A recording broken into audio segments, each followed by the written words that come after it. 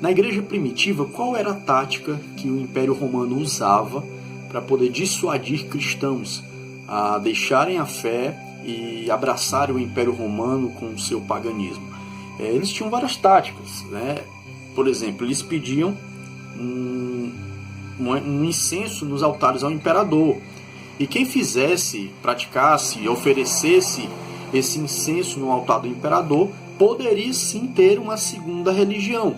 Ou seja, o cristão que por acaso fizesse essa adoração ao imperador poderia ser cristão. Mas isso dificilmente era o que acontecia, porque os cristãos preferiam morrer do que oferecer esse incenso, do que oferecer esse sacrifício, né? Os cristãos, eles tinham suas terras, seus terrenos confiscados, tá? Então o cara, ele era um fazendeiro, ele tinha muito gado ou pouco gado, e não importa, ele tinha suas terras, sua casa, tudo confiscado, ele era preso. Essas eram as formas que o Império Romano tinha para perseguir a igreja, mesmo antes de começar a matar os cristãos. A gente lembra que Nero, o que Nero fez? Ele matou muitos cristãos, acusou os cristãos de terem incendiado Roma. Foi durante o governo de Nero que Pedro e Paulo morreram, provavelmente, porque ele tocou fogo em Roma. Hoje a gente sabe que ele tocou fogo em Roma, e ele simplesmente disse que tinha sido os cristãos, porque uma parte da cidade que não pegou fogo foi uma parte que viviam judeus e cristãos, né? 6 bairros de Roma pegaram fogo, e eles colocaram os cristãos em tochas, colocaram piche e atearam fogo, né? Colocaram estacas, colocaram piche e atearam fogo.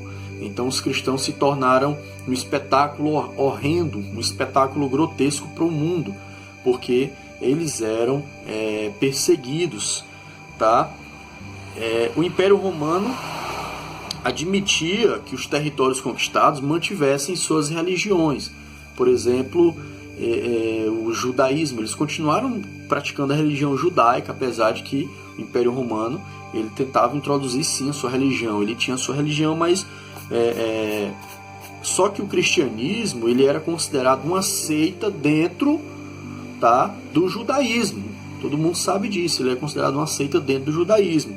E tinha um caráter, muitas das vezes, que parecia ser de insurreição ou de revolta, porque as reuniões geralmente eram à noite e em segredo, tá? E aí isso fazia com que o império desconfiasse de sedição.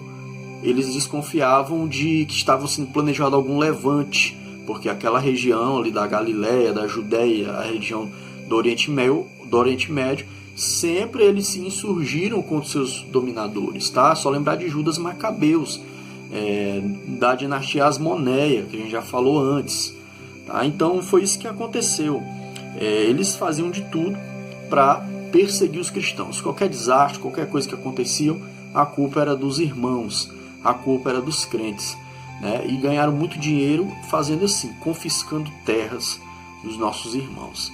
Então a igreja foi se expandindo na perseguição, cresceu na perseguição. A igreja expandiu para várias cidades na perseguição, tá? Mas não significa que todos os dias eles estavam matando os cristãos. Não, de tempos em tempos levantavam-se novos levantes, né? Levantavam-se novas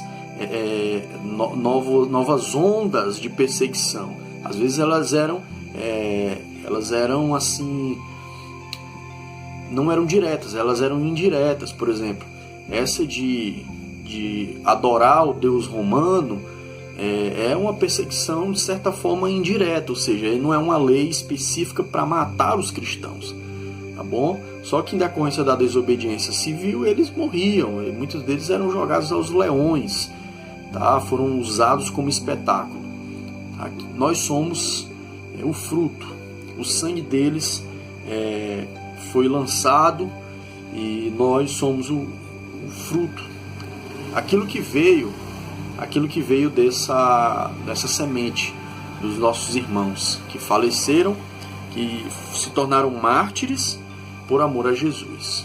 E nós devemos honrar, nesse tempo ainda, a memória deles, porque eles honraram Jesus.